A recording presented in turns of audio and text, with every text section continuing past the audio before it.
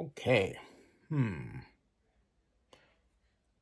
Well, how you doing, everybody? It's Wednesday. Wednesday after the great debate. And first of all, it was great to have a debate that was appointment television, created into appointment television. And even though there are processes that I felt could have been used, this is not the vlog where I want to share that. I want to talk about or answer, really more appropriate. I want to answer a question that has been asked of me over and over again. Okay, Zennie, or as one person said, Xenophon, who do you think won the debate or did better? I get asked that question a lot. So much so that it would be a good idea if I put this out to Twitter, let people know that I was, addressing the question. And I just did. So back to my statement. Lauren did better. Now, for those of you who don't know what I'm talking about, in Oakland, we're in the middle of a special election. Why? Because there are three items, three topics, three situations that called for this April 15th special election. The first one is the fact that Nicolai Fortunato Bass was elected as the new District 5 Alameda County Supervisor, replacing the generation-long tenure of the great Keith Carson. That's the first issue. The second issue is the need for a special revenue source to help cope with the city's deficit. In this case, a transactions tax that some call a sales tax. And the third one is the biggest one, and that is an election to replace the recalled Oakland Mayor Shang Tao.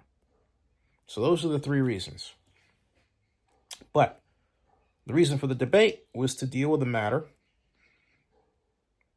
of the two top earners, which in and of itself is controversial, of donations in the Oakland mayoral election, or the Oakland mayor's race, as I prefer to call it. Former Congresswoman, the Honorable Barbara Lee, former Oakland City Council member, the Honorable Lauren Taylor. Lauren was better than Barbara, but not by much, because Barbara scored better than Lauren in leadership. Lauren scored base hit after base hit after base hit. What are the equivalent of base hits in my mind with respect to this debate? Factual points regarding different concerns, different situations, different parts of the city. Lauren clearly knows the city. Lauren has a close view and has had a very close involvement in a number of key events in Oakland's history over the past 8 years. No question about it. It shows. Barbara shows the guise of a person who has been Congresswoman, yes, to Oakland and Alameda County, but from a distance and not aided by digital media at all. Excuse me. It's evident, even though she is a resident of Oakland. But where Barbara scored better than Oakland, where Barbara scored better than the Oakland council member, or former Oakland council member, is in want to, drive, anger, gumption. There's certain je ne sais quoi that says that person can get it done if they're focused to get it done. I'm not saying Lauren doesn't have that, but Lauren is very much the practitioner of what I call a wonky form of politics. And even then, it has something, it leaves something to be desired.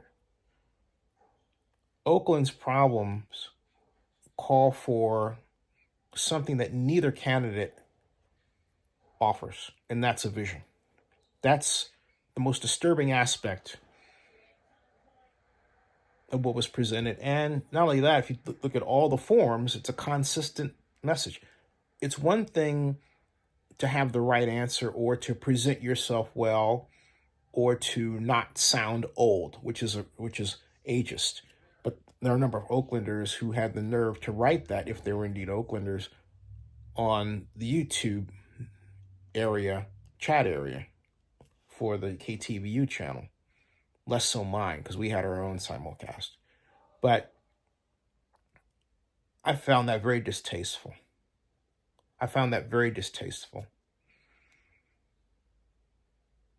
Barbara is 78, sure. So what? But she does have a delivery that people who are less familiar with Oakland focus on. If you're familiar with Oakland, you know who Barbara Lee is, you're going to give her the benefit of the doubt. Because you know her, you've heard her so many times, you kind of you filter that out. But the question is, if pushed, can she get it done? And the difference was in one segment where Barbara had just said, we're doing all this talking and all this dividing, and I'm a unifier. And I want to bring people together. And she said it forcefully.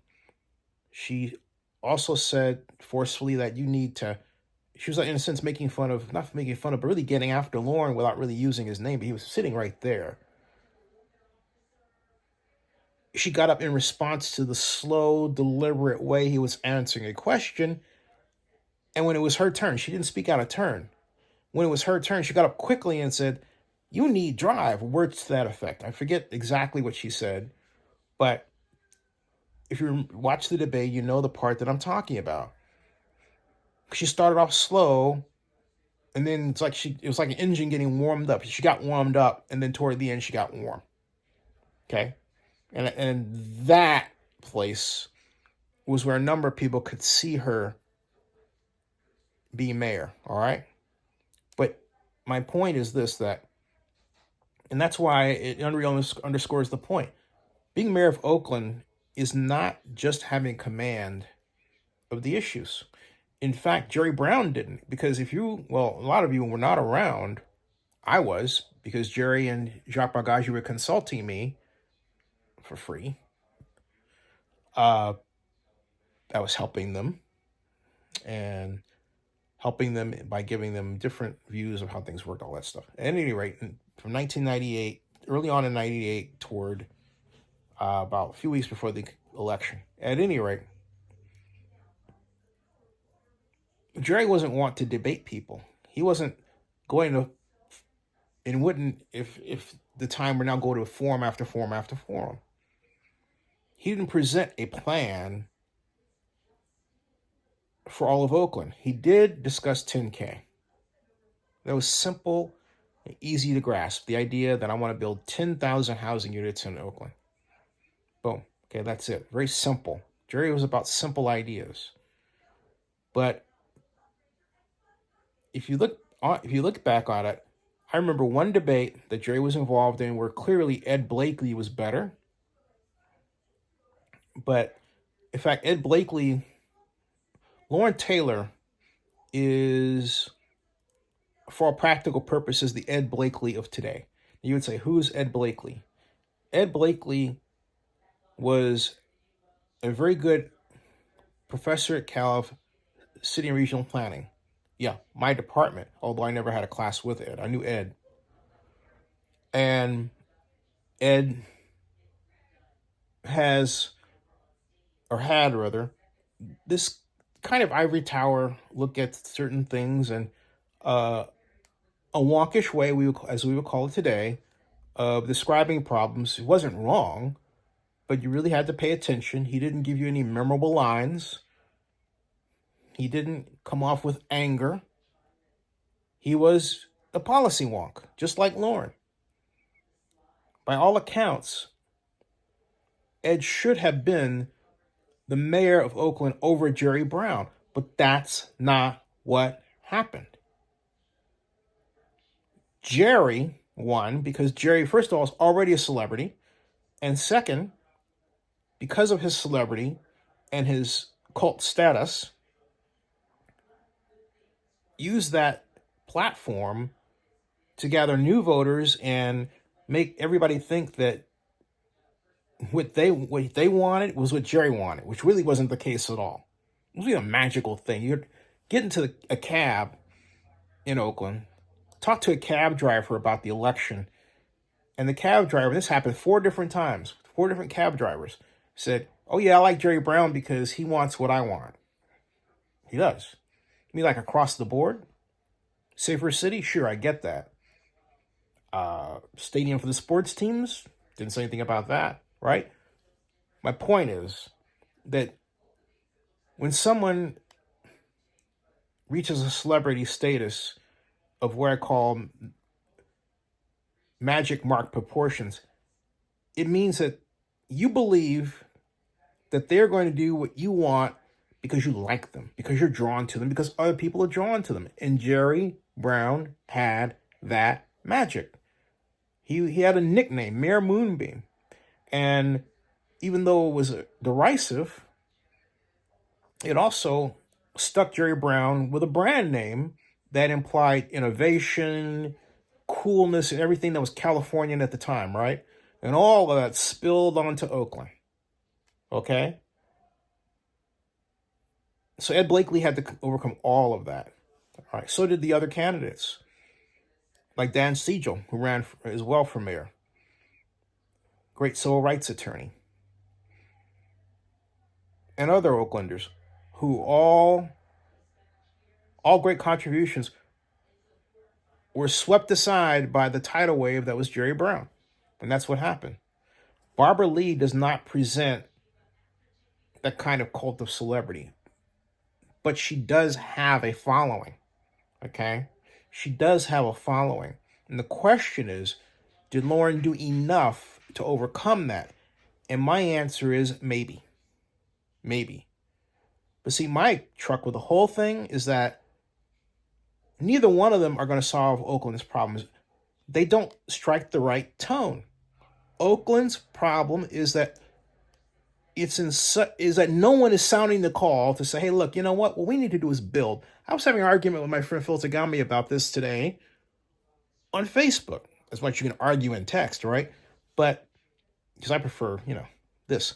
But I was saying, hey, Phil, talking about remote work, I said, look, calling Oakland workers back to downtown is not going to save downtown Oakland. Downtown Oakland is plagued by a lack of investment.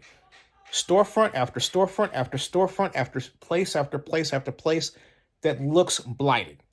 Okay? Looks blighted.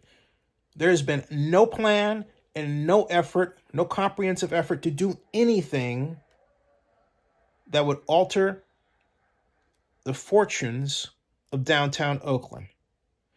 Bringing people back to work is not going to cut it. Also, they don't want to come back. I said it before, and I'll say it again. The best answer is to build in Oakland. Build live work. The city of Oakland needs to build housing for Oakland workers to 500, 600 units. That would be fantastic. Doesn't have to be for everybody. But downtown, within walking distance, say, 2 blocks down the street, maybe about a quarter mile at the most, but near City Hall. Better yet, how about at the campus? How about building on top of the square that is Oakland City Center? Where all the restaurants and shops are, building right on top of it. Then you have a true village.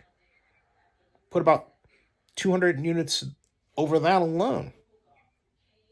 All City of Oakland workers. That would be so cool. Talk about your 24-hour downtown. That would be the new epicenter right there. Okay? Right there. Be cool. And sought after, but for Oakland workers only. All right. And if somebody wants to build off of that and have more downtown residences, awesome. Okay. But my point is that is the only way you're going to turn around and make downtown more active. You can't just say, hey, people come back and they've got a other place to go, which is home, and they've got kids to take care of and elderly parents and everything else. Think about it. The technology of today allows the work of today to be done. And where it doesn't need to be done, then hey, for those City of Oakland workers, where it's required that they come, downtown, then make it so they can come down there, but don't force them to stay all the time. It doesn't work. I understand there's a concern about real estate, but we have to spend money, and that's where tax increment financing is called in, to transform downtown Oakland and help the real estate community adjust. They can't do it on their own. What we're not doing is facing the fact that we have had no real bailout of the damage caused by our decisions around the pandemic. And I'm talking about closing businesses. For example, closing restaurants without compensating them. Bad idea. I said so then. I'm not talking about this just now. I wrote it. I said, look, if we're going to, I wrote this when Oakland Mayor Libby Schaaf announced her panel that was going to meet 4 to 6 months. I said, no, that's not the way. You make sure you give businesses money now if you're asking them to close. Remember those scenes after scenes after scenes played out in Los Angeles of restaurant owners who are just, they're open illegally, struggling to get by? That was horrible. And those folks are suffering too because some of the same people lost their homes in the fires. That's a double whammy for them. And a triple whammy because government didn't deliver. Understand? So the mayor of Oakland needs to have a vision and a drive to get it done and understand point by point what needs to be done and find the 1 or 2 drivers and then push them. Like I'm saying, hey, look, we need tax increment financing. We had it. Lauren didn't even mention it. Hey, Lauren, you're stealing the other ideas that I had already vlogged that we did. So why not take this one too, right? Basically, she doesn't understand it, which gets to the other part of the problem. We have a crisis of lack of institutional knowledge of how to do what we used to do to get out of situations like our deficit. Tax increment financing should be number one use, and it's not, and that's tragic. So anyway, that's a little more than you asked for, and I'm going to follow up with more after that. But my point is this: Lauren scored on base hits. He didn't hit a home run. Barbara hit a triple and then got an RBI, okay? And then she came back with her own base hits. That was later in the game. It was just enough for me to say that Lauren beat her, but just barely. But the real question is, when are we going to go back to giving all the other candidates their due? And giving them that kind of spotlight. All right? Because I'm going to do that. I did it last night. You should watch our live stream. I had the majority of candidates on to, first of all, talk about this problem of just the two of them being focused on, Lauren and Barbara, and not the rest. Bad stuff, okay? So I want to thank Peter Liu, Suzanne Robinson, Pastor Fabian Robinson, Derek Sue, and those of you who are commenting as well, and Mindy Pinichuk and Seneca Scott for coming by. It was an outstanding great time. They came by for the first part of it. Many stayed, and we all watched the debate, and they gave their comments afterwards. All here at Zennie62. All here, all right?